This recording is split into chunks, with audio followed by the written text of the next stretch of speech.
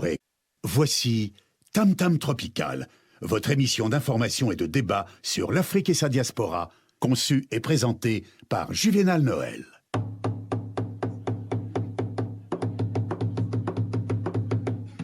Plusieurs siècles avant la création du télégraphe, au cœur de la forêt équatoriale d'Afrique, les populations communiquaient déjà à distance, grâce au tam-tam. En un temps record, des messages étaient relayés dans plusieurs contrées. Tam-tam Tropical, l'Afrique chez vous, chaque mardi de 19h à 20h sur Radio Pluriel.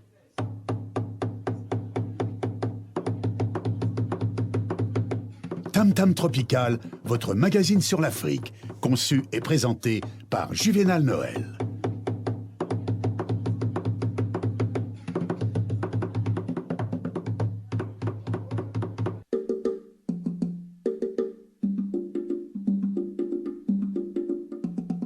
À la une de ce magazine, c'est au Cameroun où la capitale du Nord-Ouest, Bamenda, semble enclin à des violences depuis la journée d'hier. Que se passe-t-il?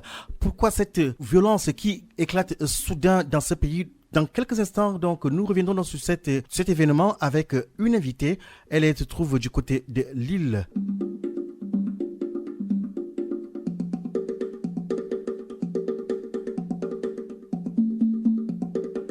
Pour nous accompagner durant tout ce magazine, elle s'appelle Aminata Sonko, avocate au barreau de Lyon. Elle est venue donc pour nous éclairer particulièrement aussi sur une lettre qu'elle a adressée à François Fillon. Aminata Sonko, bonsoir. Bonsoir Juvénal, bonsoir à tous les auditeurs de la Radio Pluriel.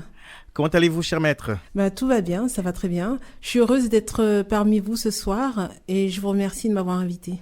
Le plaisir est le nôtre, d'autant plus que, voilà, dans la communauté afro de Lyon, vous êtes l'une de celles qui font la fierté de cette communauté. Vous êtes avocate au barreau de Lyon. Elles ne sont pas très nombreuses dans votre génération. Merci d'être là. Et alors, ce courrier adressé à François Fillon en une phrase, de quoi s'agit-il?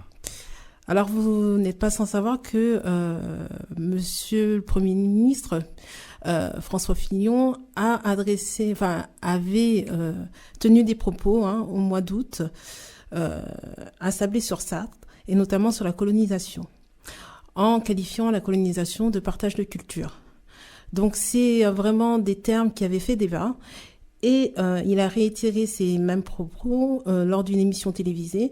Et donc là, je n'ai pas supporté, je lui ai fait une lettre ouverte afin de lui dire ma pensée. Bien, en revenant sur cette lettre à laquelle il a d'ailleurs répondu dans quelques instants, le temps de nous souhaiter la bienvenue à vous tous, à mes auditeurs qui nous écoutez depuis vos domiciles et également la bienvenue à Maître Aminata Sonko qui est parmi nous. Nous vous proposons dans cette brève ponctuation musicale.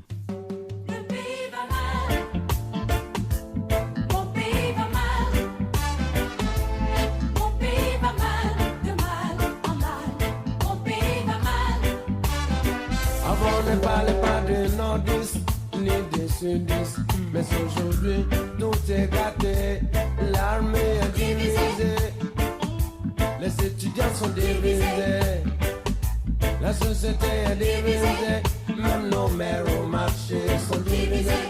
Oh Lord, mon pays va mal, mon pays va mal, mon pays va mal, de mal en mal.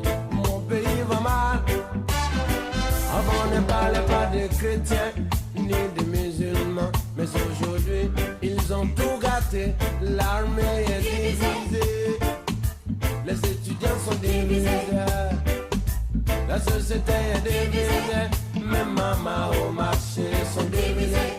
Oh Lord, mon pays va mal, mon pays va mal, mon pays va mal, de mal.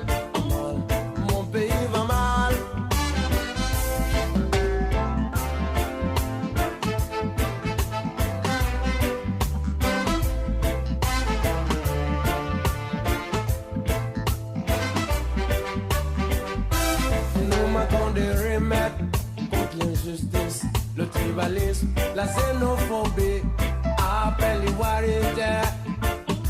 Ils ont créé les oulés et les olés, mais mon pays va mal, mon pays va mal, mon pays va mal, de mal à mal, mon pays va mal. jamana nyamula o va fe kanya jamana nyamu mo jamana nyamula lu o va fe kanya jamana nyamu mo mi ma fe kanya jamana nyamu ala ma o kilitila mo jamana nyamula lu jamana nyamula le pays va mal.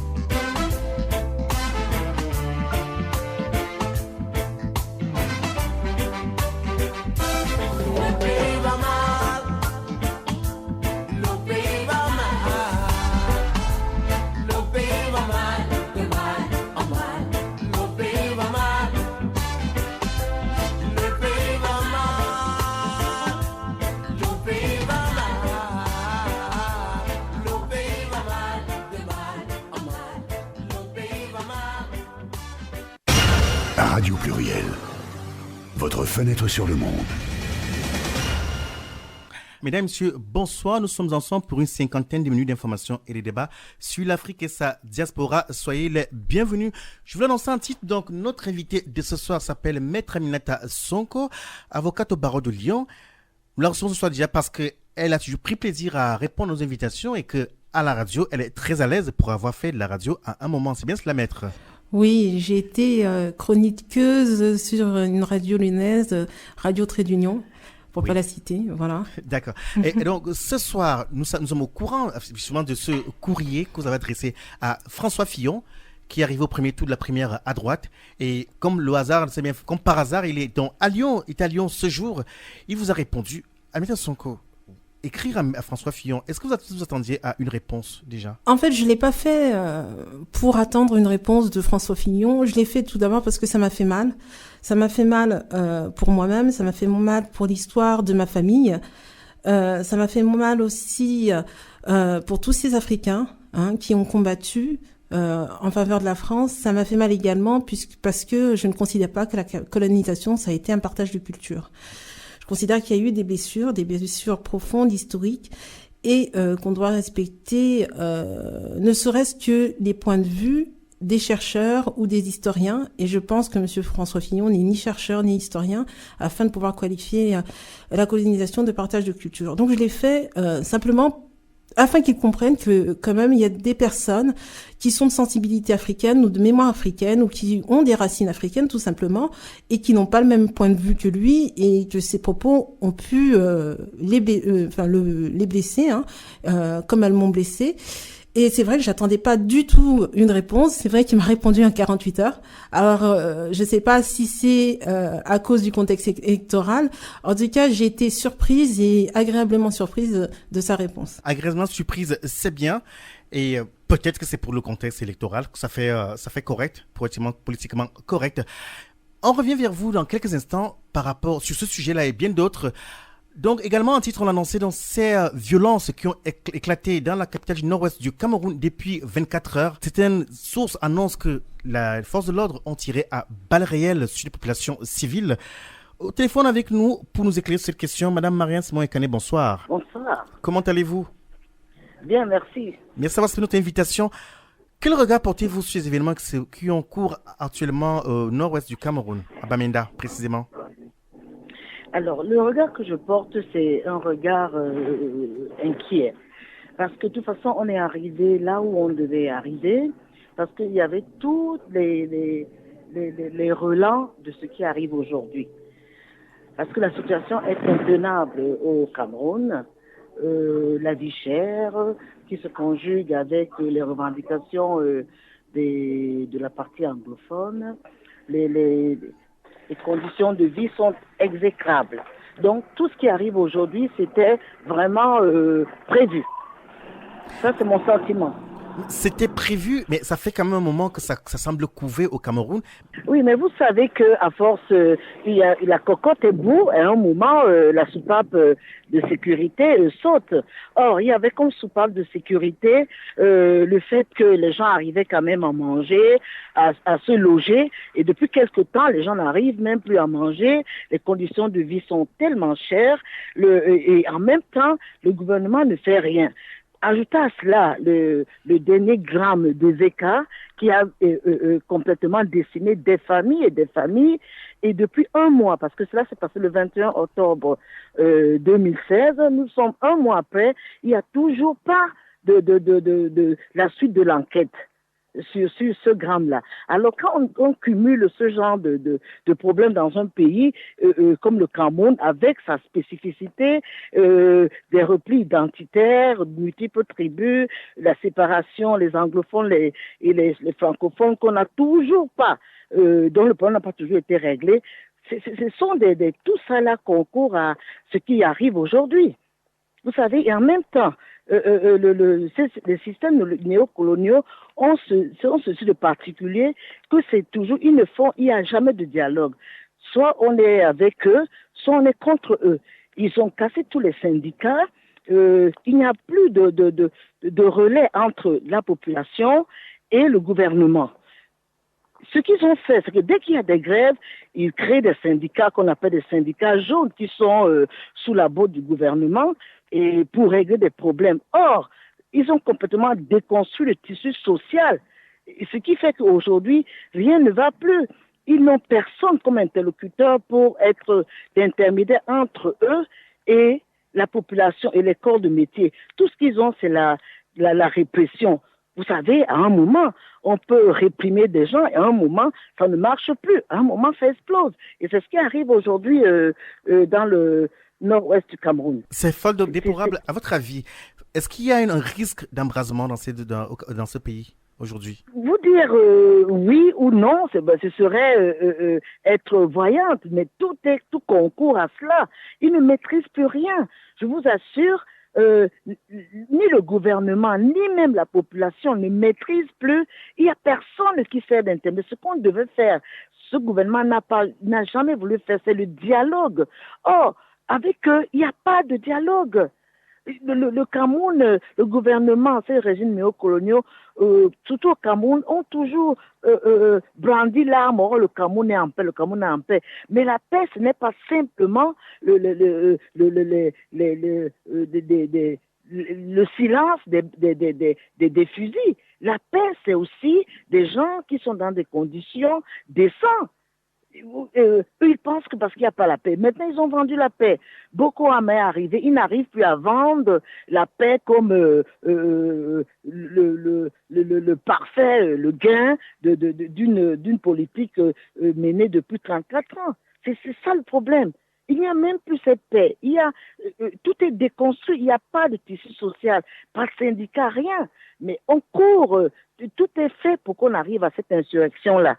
Et bon, les militaires sont là pour réprimer, mais vous savez, à un moment, même les balles n'arrêtent pas les gens qui sont en situation de désespérance. Hein. Mais même si, comme vous le dites, les balles n'arrêtent pas sur les populations, ce sont des désespérances, est-ce qu'il y a lieu d'espérer qu'effectivement la paix puisse revenir dans cette zone? On n'a pas de réelles informations claires sur ce qui se passe là-bas de sources officielles. Mais vous savez, déjà le poste national, le gouvernement n'a jamais communiqué. Ils ne communiquent pas. Ils ne savent pas communiquer parce qu'en communiquant, ça permet d'apaiser les tensions ou de corriger le tir. Or maintenant, à Bamenda, c'était la revendication, on dit revendication des avocats anglophones. Non, mais quand on regarde maintenant, c'est tout. Tout est complètement cristallisé. La vie chère, le principe, il demande la sécession, la séparation du Cameroun anglophone avec le Cameroun francophone. C'est des revendications qui se sont cristallisées autour de ça. C'est comme si, vous savez, comme on dit souvent, la mèche qui mène le feu à la poudrière, on la voit pas avant. Elle était en train de couver. Donc tout se cristallise et chacun trouve le moyen aujourd'hui de faire éclater sa colère. Le problème, ce que nous nous demandons toujours, c'est le dialogue, mais le dialogue avec des interlocuteurs compétents. Pas les interlocuteurs sous la botte du gouvernement, c'est le dialogue. Tout peut se résoudre par le dialogue. On a demandé depuis longtemps à la conférence nationale pour que les choses soient mises à plat. Non. Je pense que pour qu'on n'en arrive pas à ce qui se trame, il faut le dialogue, mais le dialogue avec toutes les forces politiques, la société civile et autres, c'est le dialogue qu'il faut. Avec le dialogue, on peut éviter ce qui nous pend au nez. Merci Marianne Simonekane. Pour ceux qui prennent le train en marche, vous êtes membre du bureau politique du Manidem, un des partis d'opposition du Cameroun. Merci et au plaisir. Oui, c'est le mouvement africain pour la nouvelle indépendance, pour la démocratie. Merci. Bonne soirée. Merci à vous. Votre fenêtre sur le monde.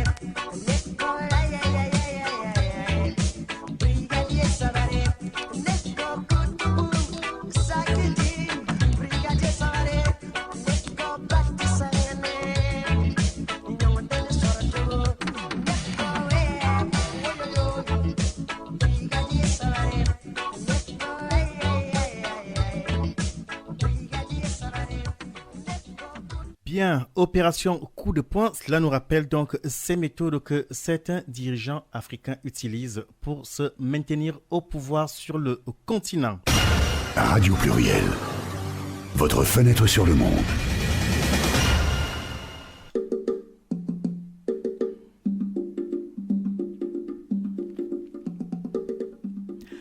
Retournons sur la 91.5 de Radio Pluriel. Nous émettons depuis la ville de Saint-Priest. Nous recevons ce soir Maître Aminata Sonko, jeune avocate au barreau de Lyon. Elle a donc adressé un courrier à François Fillon qui a bien pris soin de lui répondre. Alors, à la question de savoir pourquoi il vous a répondu, vous disiez que peut-être parce que c'est le contexte qui est ici. De sa réponse, que retenez-vous? Alors, de sa réponse, je retiens 2 éléments. Alors, il dit qu'à aucun moment, il n'a voulu sous-estimer l'ampleur de la blessure historique. Et le deuxième élément que je retiens, c'est qu'il nous dit que sa vision de la France est fraternelle et que toutes ses racines, enfin toutes nos racines, sont égales en dignité. Et c'est vrai que il y a un 3e point qu'on pourrait également retenir de cette réponse et qui a posé débat. Il a simplement dit j'ai simplement rappelé que la France ne pouvait être tenue pour seule coupable, rappelant que la France n'a pas été, je pense, la seule à pratiquer la colonisation. Donc, j'ai été, comme je vous ai dit, agréablement surprise par sa rapidité, puisqu'en 48 heures, quand même, une réponse. Agréablement surprise également du contenu, parce que j'ai considéré qu'il a reconnu quand même des blessures historiques profondes. Justement, lorsqu'il dit que ce n'est pas la seule, ça veut dire effectivement qu'il reconnaît que la France est responsable. Oui, voilà. Et il reconnaît, la culpabilité, puisqu'il parle de coupable. Voilà, donc je pense que c'est un recul, que c'est une première marche. Comme je disais à certaines personnes de la communauté afro-caribéenne, je disais que c'était une première marche dans la reconnaissance de notre mémoire africaine. Et ça nous permet de comprendre que lorsque des propos sont bien placés, lorsque on intervient juste à temps, on peut quand même faire évoluer les mentalités et arriver petit à petit, même si là c'est une première marche. Alors on peut se poser la question, est-ce que c'est satisfaisant, est-ce que c'est pas satisfaisant? Mais moi je considère que c'est quand même une première marche satisfaisante pour le moment, compte tenu du fait peut-être de cette période électorale, compte tenu du fait que j'ai adressé cette lettre ouverte, qu'elle a été publiée par un média également. Il avait peut-être peur aussi de la boule de neige, de l'effet boule de neige, et de perdre peut-être une partie de l'électorat, parce qu'il faut savoir que la communauté afro-caribéenne représente aussi une partie de l'électorat. Il y a beaucoup de Noirs, Noirs de France, qui votent également à droite. Donc il avait peut-être peur aussi de perdre cette partie de l'électorat. Il faut donc préciser donc que cette lettre a été publiée et donc on peut la retrouver sur le magazine ecodafrique.net. Ecodafrique s'écrit ECHOSDAF comme Afrique.net. Ecodafrique.net, vous pouvez donc lire ce contenu, c'est le courrier et la réponse de Monsieur François Fillon.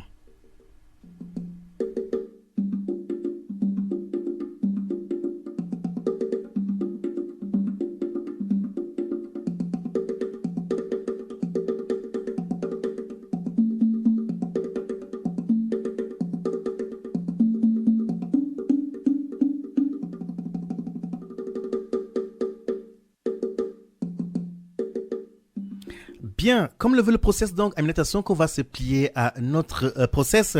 Nous allons faire un petit tour sur le continent via les ondes et notre invité ce soir va donc commenter avec nous l'actualité.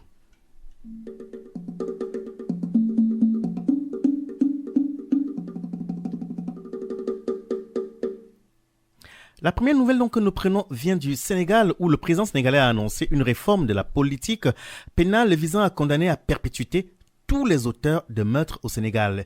Et pour ainsi dire, nous allons alourdir les peines et faire en sorte que quiconque abrégera la vie d'une personne passera le reste de ses jours en prison sans disposer d'une possibilité de se soustraire à cette mesure, a déclaré Macky Sall. Dans des propos relayés par la presse sénégalaise et repris par l'agence France Presse, il assure que ce changement sera évoqué dès le prochain Conseil des ministres prévu jeudi prochain. Selon les médias locaux, Macky Sall a annoncé cette mesure lors des funérailles d'une vice-présidente du Conseil économique et social et environnementale, Fatoumata Maktar Ndiaye, égorgée samedi à son domicile à Pikine, dans la banlieue de Dakar. Aminata Sonko, nouvelle triste. Oui, c'était une triste nouvelle pour cette vice-présidente du Conseil économique et social sénégalais. Triste nouvelle, et quelque part je suis déçue que le président Macky Sall C'est à quel niveau puisse prendre une telle mesure suite au décès d'une de ses proches. C'est-à-dire que j'aurais été beaucoup plus contente, puisqu'il y a eu d'autres meurtres. Aujourd'hui, il faut savoir que Dakar, c'est l'insécurité. Il y a beaucoup d'opposants qui ont dénoncé la politique, qui ont dénoncé en tout cas l'insécurité au Sénégal. Et j'aurais été beaucoup plus heureuse qu'ils prennent une telle mesure si ça avait été un citoyen lambda. Là, ils nous annoncent cette mesure suite au décès d'une femme politique et donc d'une proche du gouvernement. Je ne sais pas s'il aurait pris la même mesure et je m'interroge sur le fait de savoir s'il aurait pris la même mesure s'il n'avait pas eu ce décès. Voilà ma question ce soir. C'est vrai que les circonstances de cette décision ne sont guère joyeuses. Mais cependant, on peut quand même saluer le fait qu'il ait réagi quand même. Oui, il a réagi. Moi, je pense qu'il a réagi peut-être tardivement, qu'il a peut-être mal réagi. J'attends de voir la réforme. J'espère que c'est pas une réforme pour tout type de meurtre. Il faut quand même qualifier les meurtres. Voilà, et puis voir également. Moi, je m'interroge sur l'abus de droit. J'espère que ce sera pas les peines d'emprisonnement à perpétuité ne seront pas appliquées pour tout type de meurtre. Et j'espère qu'il y aura des degrés. En espérant qu'il y aura des degrés, on vous retrouve dans quelques instants. On va vous laisser souffler après cette brève ponctuation musicale.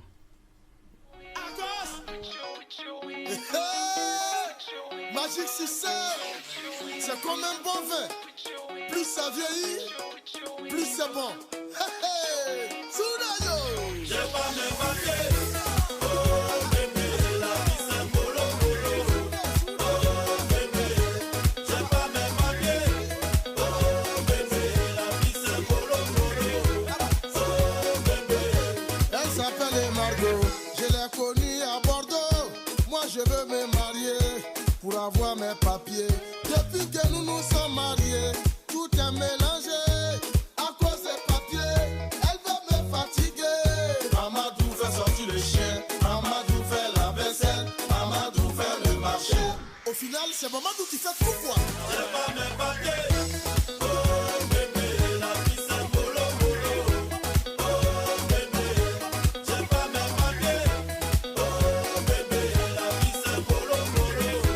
Oh bébé, on s'est connus à la gare. C'est elle qui m'a dragué. Moi j'étais en galère, moi je voulais mes papiers. On s'est vite mariés, mais après le mariage, il y avait tous les dangers. Et j'ai subi la réalité. Amadou fait sortir le chien, Amadou fait la vaisselle, Amadou fait le marché. Ah là là, l'affaire est compliquée, hein. J'ai pas mes papiers. Oh bébé, la vie c'est bolo bolo. Oh bébé, j'ai pas mes papiers. Oh bébé, la vie c'est bolo bolo. Oh bébé. C'est la danse du sans papier. Ah, sans papier.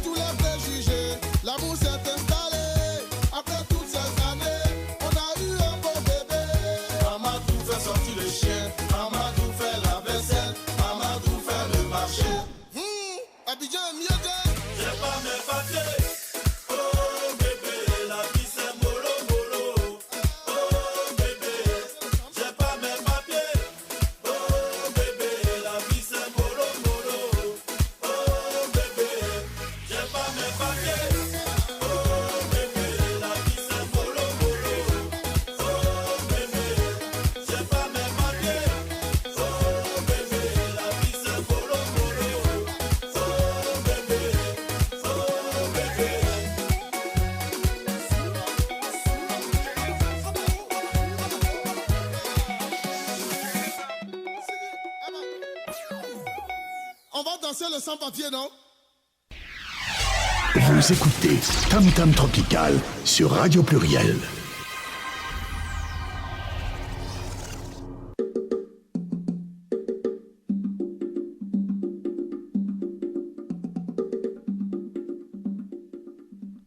Après le groupe Magic System, nous retournons dans ce studio, nous retrouvons notre invité de ce soir qui est Maître Aminata Sonko, avocate au barreau de Lyon. Avec elle, nous échangeons sur cette lettre ouverte qu'elle a faite au Premier ministre François Fillon qui était à Lyon ce jour et qui lui a bien répondu 48 heures après. La célérité de la réponse semble assez intéressante.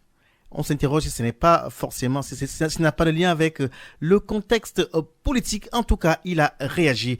Maître Aminata Sonko, dites-nous, dans cette communauté afro-caribéenne de Lyon, qui aujourd'hui commence à travailler, on va dire, de manière beaucoup plus étroite, on a vu plusieurs événements dans ce sens-là. Quel regard portez-vous sur la vie associative, en fait, à ce niveau-là, au niveau des rassemblements, en fait, de la communauté à Lyon? Alors, il faut savoir, ça fait 15 ans que je milite au niveau associatif, même peut-être plus. J'ai commencé à l'âge de 20 ans, donc ça doit faire 17 ans maintenant. Au départ, c'était très difficile, moi qui suis née en France. Donc, j'ai voulu militer au niveau associatif parce que je me suis rendu compte que c'est vrai que j'étais française, mais j'avais toujours cette mémoire africaine, cette culture africaine. Vous l'êtes toujours, je suis française. Oui, je suis française. Mais je parlais au passé quand j'ai décidé de militer, en fait. Je vous taquine, allez-y. Je me suis posé la question et je me suis dit, je suis française, c'est vrai, mais j'ai cette mémoire africaine, j'ai cette culture africaine et je commençais à être passionnée de l'Afrique parce que j'avais cette Afrique en moi que je ne connaissais pas.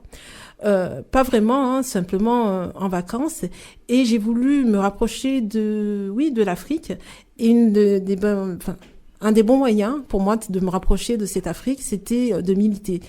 Donc au départ, ça a été très difficile et c'est vrai que même au niveau africain, on a eu des difficultés à avoir une cohésion. À travailler ensemble, réellement. Oui, à travailler ensemble parce qu'il y avait différentes associations. Il faut savoir qu'il y avait l'association camerounaise, il y avait l'association sénégalaise et même à l'intérieur de ces associations, il y avait des associations ethniques, voire communautaires, voire de villages. Il suffisait pas facile quand même. Ah non, c'était pas facile du tout. Et c'est vrai que quand on est nouveau, pour nous, on se dit bon, on est français, il n'y a pas forcément une association bretonne ou corse, voilà.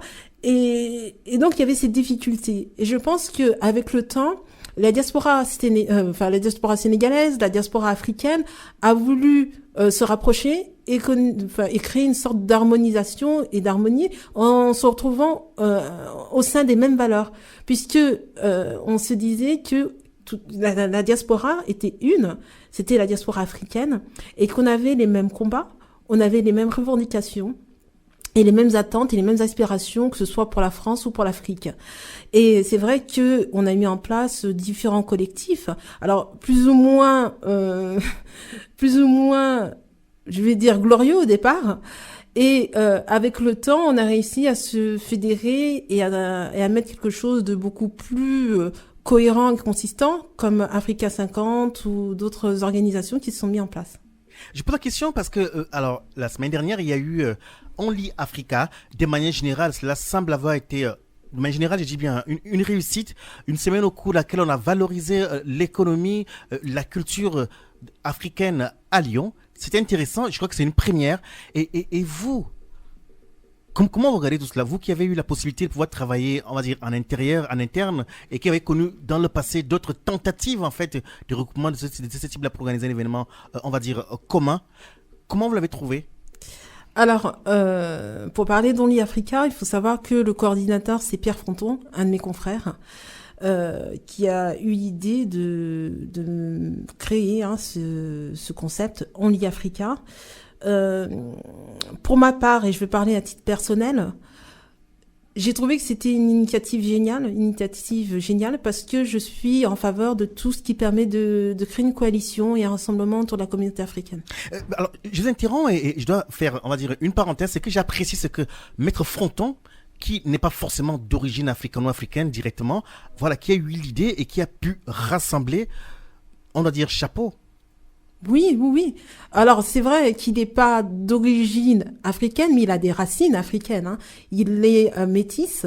Moi, j'appelle afro-caribéen, puisque il est de la Caraïbe, hein. Voilà, il a des Antilles. Et nos mémoires sont communes, nos mémoires sont africaines.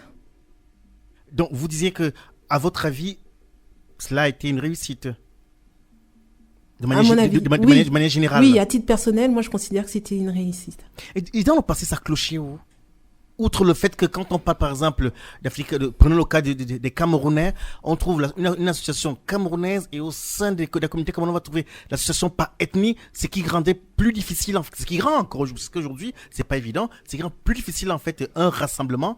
Et aujourd'hui, on a vu, par exemple, Only Africa. Ça coinçait où et comment, à votre avis, je dis bien, hein, cela a pu être dépassé cette fois-ci? Je pense que c'est une prise de conscience. Avec le temps, on a eu cette prise de conscience. On s'est dit qu'on soit camerounais, sénégalais, même antillais, hein, parce qu'il y a des Antillais qui nous ont rejoints, avec même des personnes d'Afrique du Nord, hein, qui nous ont rejointes. Voilà, quelles que soient nos origines, nos racines, elles sont communes. Nos racines, elles sont communes et qu'on a les mêmes valeurs, qu'on partage les mêmes combats, qu'on partage parfois les mêmes racines, voilà, et même souvent les mêmes racines. Et on a réussi à dépasser ça par une prise de conscience. Et je pense que c'est cette prise de conscience qui a permis aujourd'hui de fédérer toutes ces associations. Prise de conscience, oui, et là j'avais embrayé sur l'aspect politique. Vous dites tout à l'heure effectivement que vous êtes française, ce qui n'est pas faux. On remarque qu'effectivement, de manière empirique, en préparant cette émission, j'ai échangé avec quelques-uns de la communauté qui se plaignent du fait que quand approchent les élections, ces personnes, ces populations-là, elles font ce qu'on appelle, je parlais méchamment, les rabatteurs de voix. C'est ceux qui chauffent les salles et ceux qui les remplissent et ceux qui rangent les chaises. Quand arrive le moment donc de prendre les postes, ils sont presque invisibles.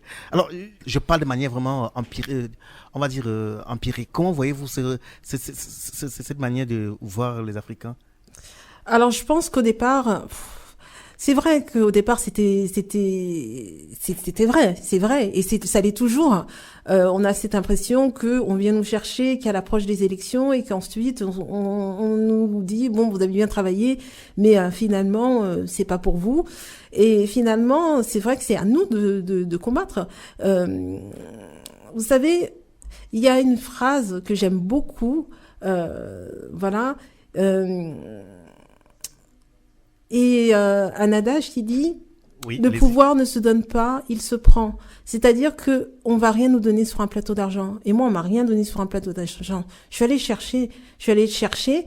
Et je pense que quand on a la motivation, quand on veut réussir et quand on veut vraiment quelque chose, même s'il y a des obstacles, même s'il y a des barrières, c'est à nous de créer les situations et d'aller au devant et de créer la situation afin qu'on ne devienne plus invisible et qu'on ne rase plus les murs. Moi, j'ai souvent dit, j'ai souvent dit que avant, on nous disait que nos parents rasaient les murs, mais c'était vrai et en même temps, c'était pas vrai. Nos parents ont voulu s'intégrer et en étant discrets et en faisant pas de vagues. Aujourd'hui, nous, on est intégrés. Donc, on n'a pas à avoir cette même attitude. On doit aller chercher. On n'a pas à avoir honte de quoi que ce soit. On est français à part entière et c'est à nous de revendiquer nos droits. Est-ce que c'est évident pour une femme comme vous, déjà, avoir une place, déjà, c'est pas évident, mais vous qui êtes une femme sans discrimination aucune, est-ce que c'est évident pour une femme comme vous? Non, c'est pas évident pour une femme comme moi. Souvent, j'ai dit que j'ai certainement été victime d'une triple discrimination parce que tout d'abord, je suis noire. Ensuite, je suis une femme et d'origine musulmane. Donc, c'est vrai que dans un pays comme la France, c'est pas évident. Mais comme je vous disais, si moi, je suis arrivée à devenir la personne que je suis aujourd'hui, c'est que quelque part, je crois en l'égalité des chances et je pense que quand on veut, on peut, quelles que soient les barrières. Et je suis pas le seul exemple, hein, il y a d'autres exemples de réussite aujourd'hui. Il y a eu Ramayad au gouvernement. Et je pense que dans le futur gouvernement, que ce soit Fillon ou n'importe, hein, il y aura également une personne afro-caribéenne parce qu'aujourd'hui, on ne peut pas faire sans nous. Bien dit, on ne peut pas faire sans nous. On vous laisse souffler, on revient vous dans quelques instants.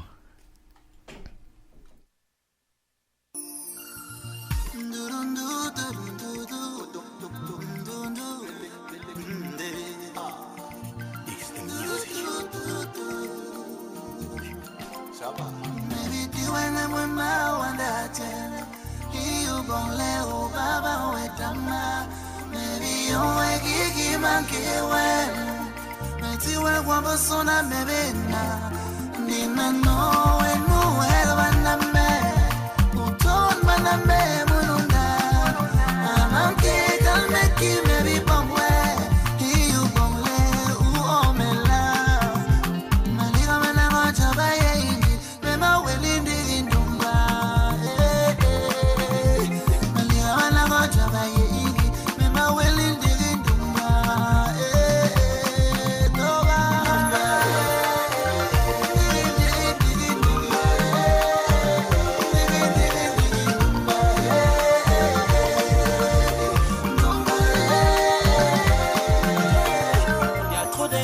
trop de faux qui se passe autour de toi.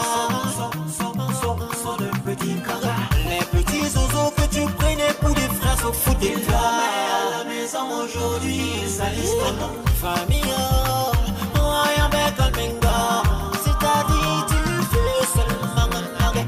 Donne-lui l'argent, il dit c'est peu. Et si tu donnes ta main, il prend le bras. Pourquoi tout est vraiment trop compliqué?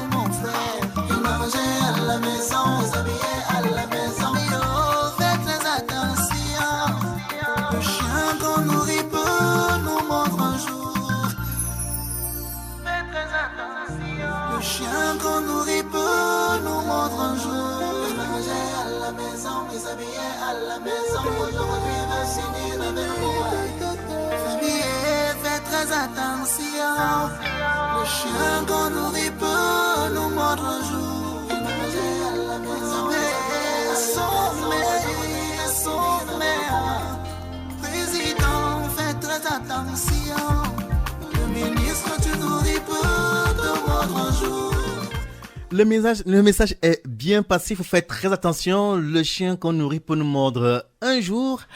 Aminata Sonko, avocate au barreau de Lyon, est notre invitée de ce soir. Une fois de plus, cher maître, bonsoir. Oui, bonsoir. Merci d'avoir accepté notre invitation. Pour ceux et celles qui prennent le train à marche, que maintenant nous recevons maître Aminata Sonko, avocate au barreau de Lyon. Elle fait partie de ces dames-là qui font la fierté de la communauté afro-caribéenne à Lyon.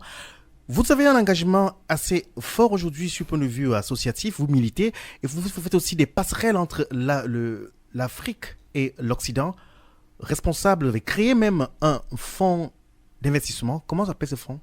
En fait, c'est le Fonds international de solidarité pour l'Afrique que j'ai créé, dont j'avais parlé dans le cadre d'une thèse de doctorat et que j'ai décidé de mettre en place en 2014. Il faut savoir que ça part d'une idée simple.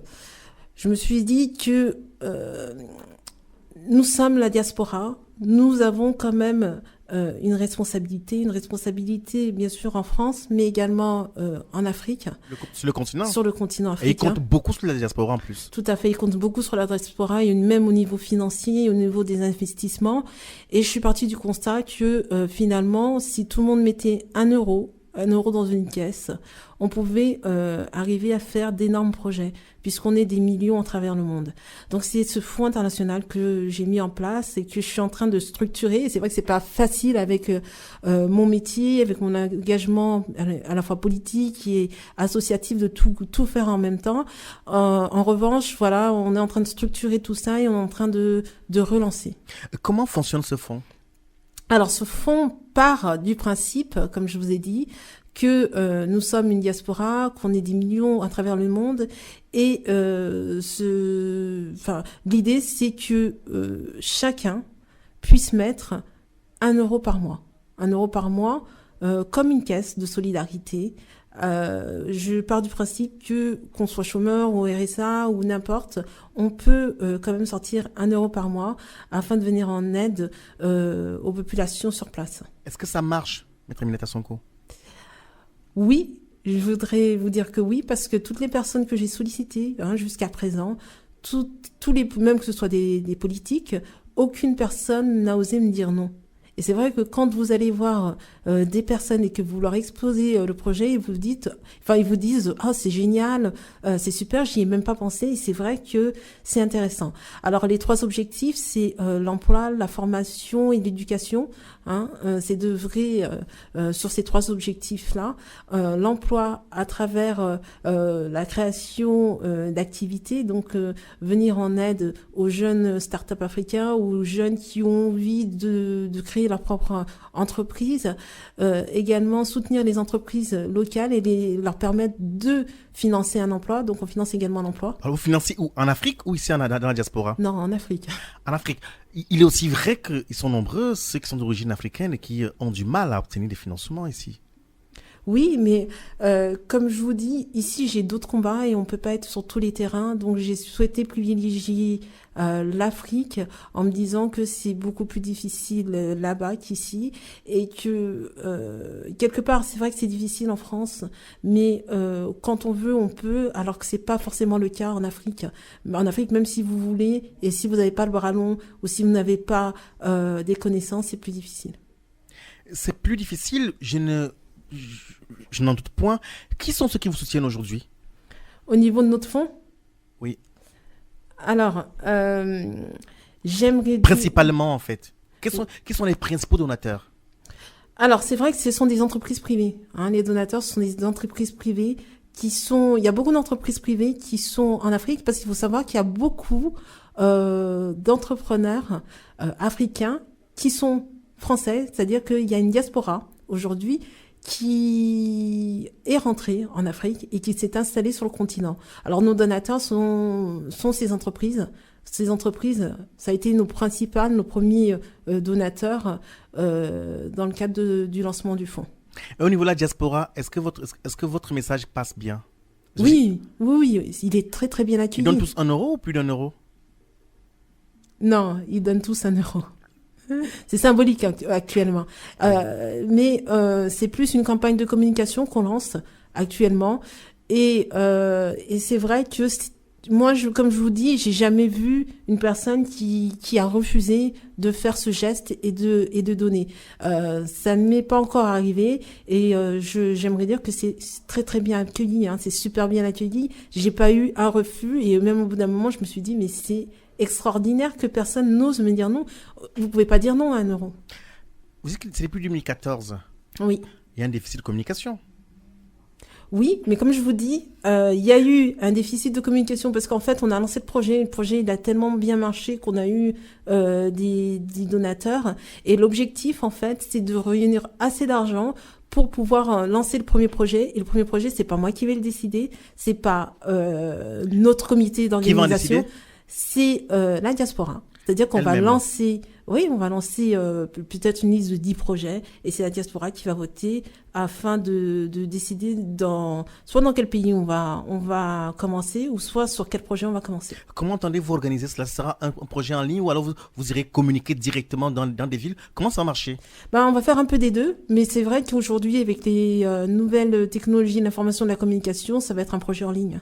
Un projet en ligne, donc vous avez créé un fonds d'investissement qui s'appelle le fonds comment? Le FISA, Fonds international de solidarité pour l'Afrique. Le FISA, entendu, le Fonds international de solidarité.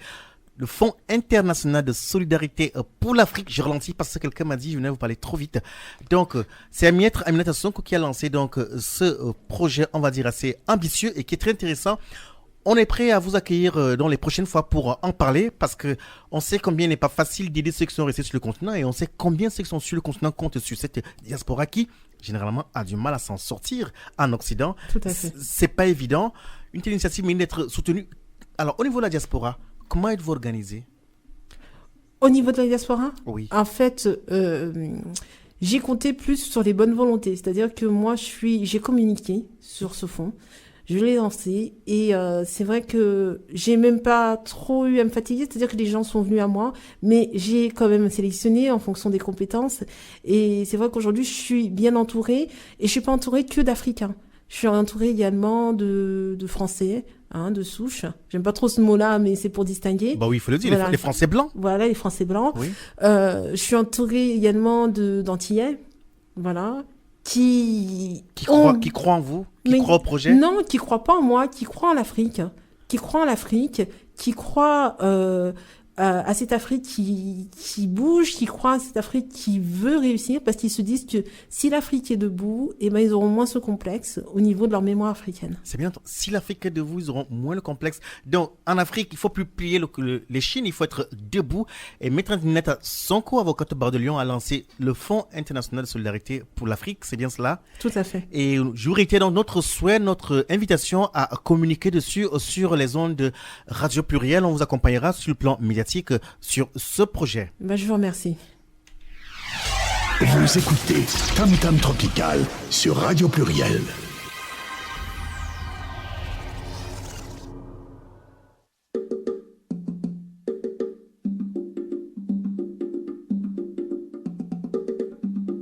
Nous allons reprendre une autre nouvelle et avant de rejoindre notre invité qui va d'ailleurs commenter cette information. C'est Shell, l'entreprise de Shell qui est poursuivie en justice à Londres.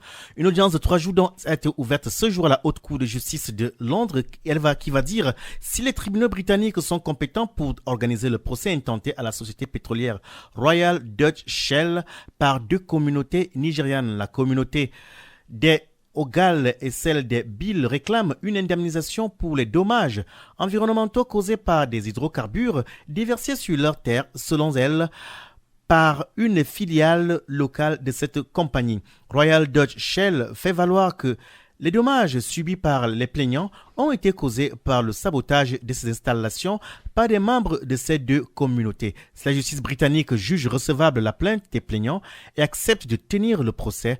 D'autres multinationales opérant au Nigeria pourraient être poursuivies au Royaume-Uni pour des faits similaires, affirment des observateurs.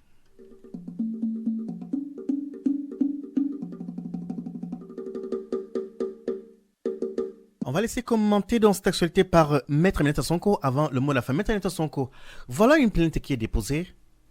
Est-ce qu'on peut penser que ces populations nigérianes pourraient demain avoir gain de cause, à votre avis? Je pense, enfin je l'espère. J'espère qu'elles auront gain de cause. En tout cas, ce serait un message fort envoyé à toutes ces sociétés multinationales qui font la pluie et le beau temps sur le continent africain. Elles font la pluie et le beau temps. Cette information assez intéressante, d'autant plus que vous avez tenu la semaine dernière dans un séminaire sur les droits de l'homme pour l'Afrique, ici à Lyon, au centre d'affaires Espace Confluence, où vous avez parlé effectivement des droits environnementaux, des droits de l'homme.